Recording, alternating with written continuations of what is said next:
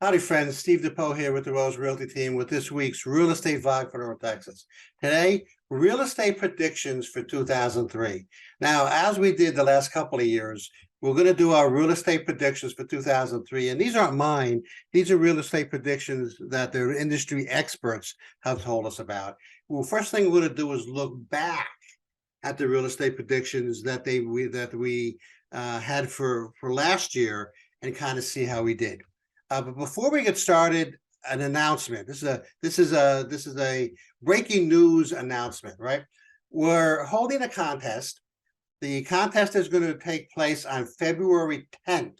It's going to be dinner for two at Chamberlain Steak and Chop House in Addison, Texas, on February 14th, which is, hey, Valentine's Day, right? What better thing than to win dinner for two for you and your significant other.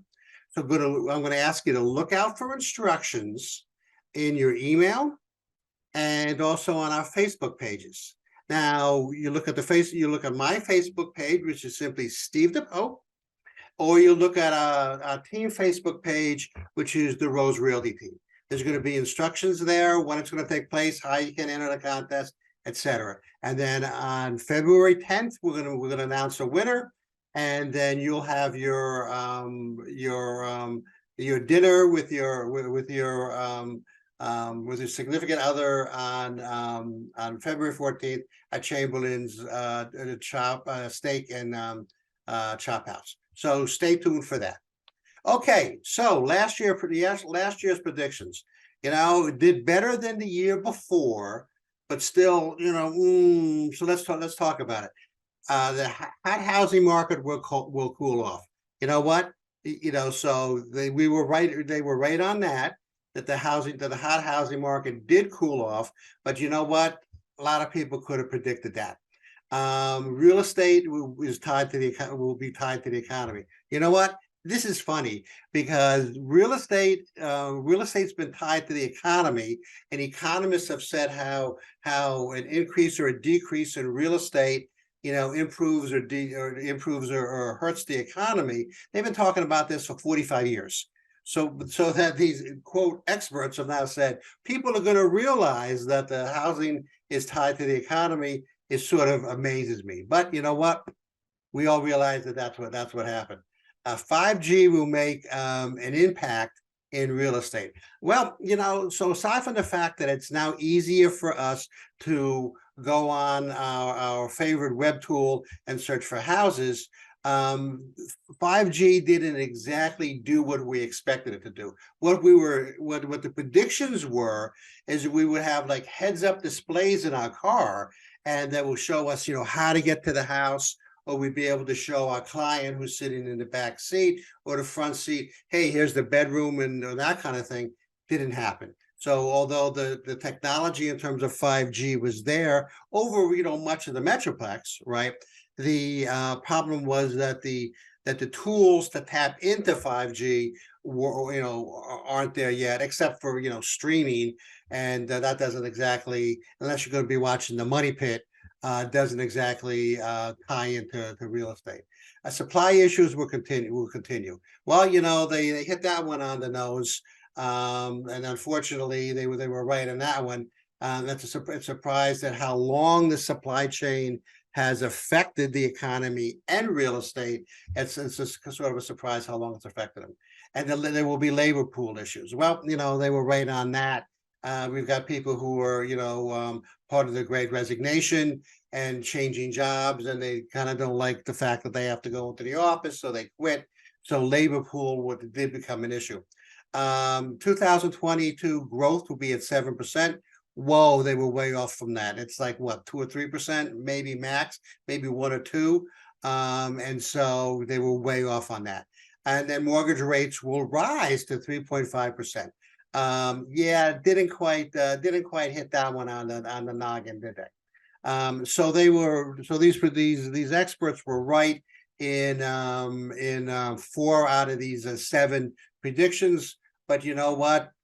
3 of these predictions I could have made myself. Just like Michio Kaku, here he is. Here's a picture of him. the professor at NYU a physics professor at NYU who's been predicting the big earthquake in California for about the last 15 years or 20 years. I could have predicted these the three of these four that actually happened. So let's look at 2023 and kind of see where things are going. Okay, so there will be no housing bubble. Okay, so I've been saying this now for about 4 months. Okay, and the reason there's not going to be any housing bubble is that there's two reasons. There's a huge difference in the housing market today than what happened back in 2007, 2008. Okay, there were a lot of foreclosures back then, and bank regulations are much more strict today than they were 15 years ago. And so even though we maybe complained a little bit about these housing regulations and the banking regulations that some of the government put in, and actually I have to say, they actually helped us with the fact that we're not going to have this kind of housing bubble that we had before. At the same time, what's going on is the average homeowner throughout the United States has something like $250,000 or $350,000 in equity built up in the house. So when stuff happens, like we have inflation and the recession and those kinds of things, people can kind of feed off that equity a little bit to help them get along for a couple of months if they have to. So we're not in the kind of like the same spot that we were back in 2007. Mortgage rates will drop. Okay, so mortgage rates right now are around the 7% area. I just got a call from a mortgage lender yesterday that they were offering 5.99, 30-year fixed. Okay, so mortgage rates will drop. See, so as the government kind of realizes that the economy is tied to the housing market, okay, then they will, and inflation is getting under control. I guess they still got to do a few things like oil and gas and a few other things. But once they realize that the housing market is tied to the economy, they will start to pull back on raising interest rates, which will then drive down mortgage rates. So we're expecting mortgage rates at the end of this year of 2023 to be about in the 5% range. Okay, now that's not 3%, but 5% is sort of like very doable, and we should kind of jump on that opportunity to take advantage of that 5.5 or 5.75%. Don't expect inventory to grow significantly. We're not expecting inventory to grow significantly for a couple of reasons. Number one, new construction and builders are slowing down because of, number one, the interest rates, and number two, the supply chain. Okay, and so the new home construction isn't rising to keep up with demand. And number two, current homeowners who have low interest rates and who have had low interest rates for some time now don't want to make that leap into, well, if I sell my house right now, even though I've got, $300,000 or $400,000 in equity, if I sell my house right now, I've got to go buy another one, unless they have a vacation or a second property. But I've got to go buy another one, and then I've got to tap into that 6.5, 6.75, 7% interest rates, and they don't want to do that. So they're just kind of holding steady right now. So inventory won't grow significantly. No buyer's market. Well, this kind of ties in a little bit with what I just said about the inventory. We consider a balanced market when inventory is around, or days on market, inventory is around 6 months. When we hit about 6 months, we consider that to be a balanced market. We expect throughout the remainder of 23 and into 24 for the market, the days on market in the inventory, to remain at maximum around 3.5 months. Okay, that's still a seller's market. Okay, now it's not as unbalanced as it was back in this time last year. Okay, it's not as unbalanced as it was last time. This time last year, it's a little bit more balanced, if that's goodly English. But it's still clearly a seller's market, and we don't have a buyer's market just yet. And and the government will start to take housing more seriously.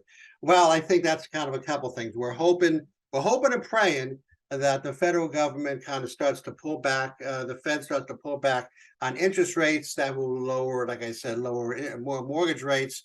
And then that'll put more people into the affordability range. At the same time, what we're doing is we're expecting cities and counties and even states to start adjusting some of the land and freeing up land, so that new home construction is able to start in those areas. Right now, there's a lot of area that's still owned by counties and states and local municipalities, and they're kind of hanging on to that. But we're expecting them to kind of free it up for a number of reasons. Number one, hey, when you come down to it, if you're talking about some town or a community in North Texas, they want people to move into their town. They want people to move into their municipality. Why? So that they can tax the house and they can have homeowners living there who will take advantage of their schools and whatnot and their utilities, so they can charge them for the utilities. Let's face it, that's the way it is. Okay, and so they're going to want more and more what they call rooftops in their town, in their municipality, so that they can charge and they can charge taxes, and they can have more people living there, which then primes the pump for retail and restaurants and stores and all that kind of stuff, right? And so we're expecting them to kind of free up some of this land that once was preserved for one reason or another. We're expecting that to be freed up so that we can build communities and start housing projects, etc. So we're expecting this land to free up and potentially tax incentives to have builders come in and build. So there's kind of like the 411 predictions for 2023. We'll talk to you next year at about this time to kind of see how some of those predictions came through, or whether they're just a lot of hot air. Next week, we're going to talk about how you can lower your maintenance cost on your house. Really cool topic. Now, don't forget, please, the contest we got coming up. Stay tuned for information on that. Look for info maybe in your email, and look at those two websites, Steve DePoe and the Rose Realty team. And we're just going to start publishing information on that. This is Steve DePoe. I'm with the Rose Realty team, part of Keller Williams. I'm out.